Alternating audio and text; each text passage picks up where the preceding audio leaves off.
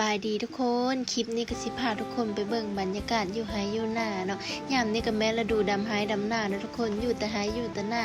ของกินก็หาตามธรรมชาติทุกคนตื่นเช้ามาก็โอ้ยฝนก็ตกลิ่นเบิ่งแม่ทุกคนบรรยากาศอันนี้ก็เป็นแต่นอนเว้นนะทุกคนแต่ว่าเฮาเฮ็ดบ่ได้หน้าที่ของเฮายังบ่สำเร็จทุกคนเอ้ยไปกันต่อ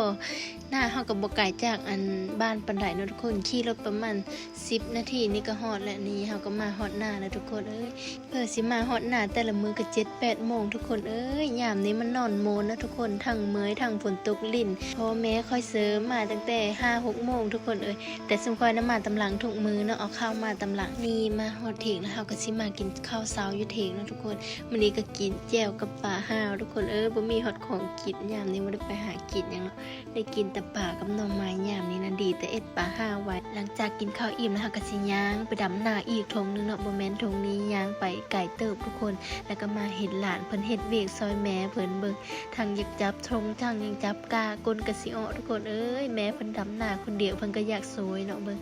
เฮ็ดเวียกซอยแม่แต่น้อยตามทางไปนี่เฮาก็สิเห็นเขาเจ้าดำนาแล้วมาแล้วเนาะเฮามาตำหลังเขามาดำก่อนทุกคนเอ้ยเบิ่งเขาดำบักไวๆนี่หน้าเฮาก็อยู่ฝั่งนั้นเนาะทุกคนเฮาสิข้ามน้ำอันนี้ไปฝั่งนั้นเบิ่งแม่น้ำนี่ก็มาเบิ่งจักเลิกบ่เลิกทุกคนผู้จนสิเพลงขาทุกคนเอ้ยถ้าตกอีกจักหน่อยเนี่ยพอดีโทมหน้าค่อยดำบ่ได้เลยทุกคนหน้าค่อยปัดอยู่ใกล้น้ำเนาะเบิ่งแม่น้ำกับบักหลายๆตึกป่าได้เลยทุกคนอยู่นี่นะอันนี้ก็คือหน้าเฮาเนาะทุกคนอย่างประมาณ7-8 หายนี่แหละดำประมาณมือปลายกันแล้วนะทุกคนเพราะว่ามันเป็นเฮอบ่ใหญ่ปานใดหั่นนะมาฮอดเฮาก็สิมาดำหน้าเนาะเบิ่งแม่ค่อยดำสิได้เฮอนึงแล้วทุกคนเอ้ยลามาแต่เช้าเนาะซุมค่อยปัดหาก็ออกมากับเอ้ยค่อยหน้าค่อยสิดำประมาณนี้เนาะหน้าทุกคนได้ดำที่หรือดำห้างหน้าค่อยน่ะทาดำที่นะยันได้แต่กลางทุกคนถ้าผู้ใดว่างก็มาดำหน้าซอยเนี่ยเด้อทุกคน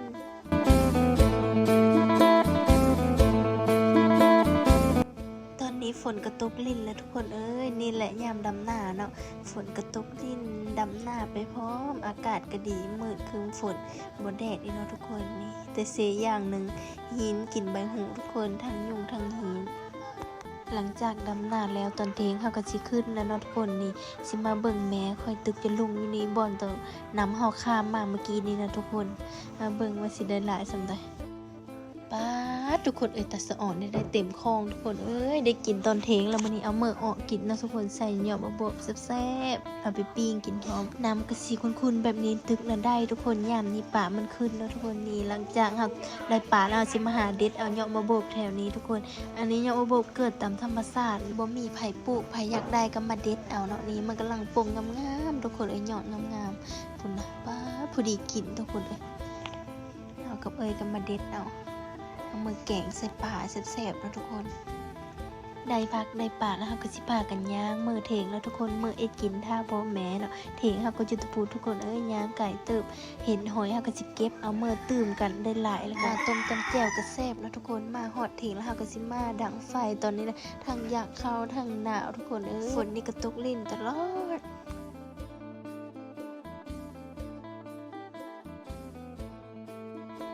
นี่เมนูของเฮามื้อนี้ก็สิเอ็ดแกงหอยใส่ข้าวคั่วนะทุกคนแล้วก็แกงป่าชะยอมาบุบแซ่บ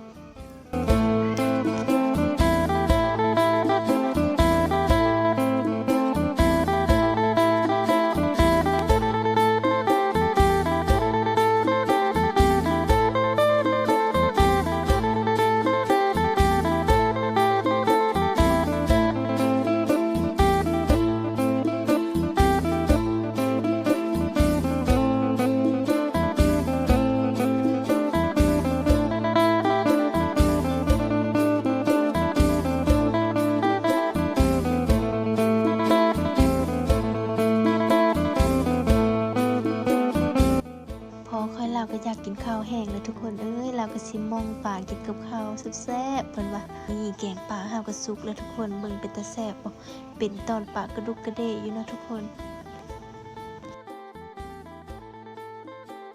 บัดนี้เฮาก็สิมาเฮ็ดแกงหอยนะทุกคนใครเคยกินแน่แกงหอยใส่ข้าวคั่วก่อนอื่นเฮาก็สิเอาหอยมาคั่วให้มันเมือกมันออกก่อนนะทุกคนแล้วก็เอาข้าวคั่วมาใส่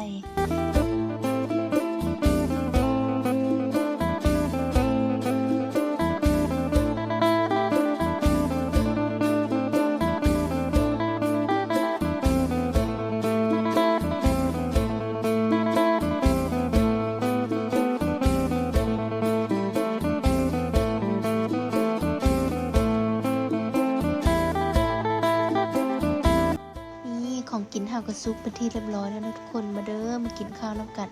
ของกินธรรมดาแต่ก็แซ่บนะทุกคนกินกับครอบครัวจังใดก็ฝากทุกคนติดตามกดไลค์กดแชร์ให้นะเด้อทุกคนไปแหละบ๊ายบายพอกันคลิปใหม่เด้อ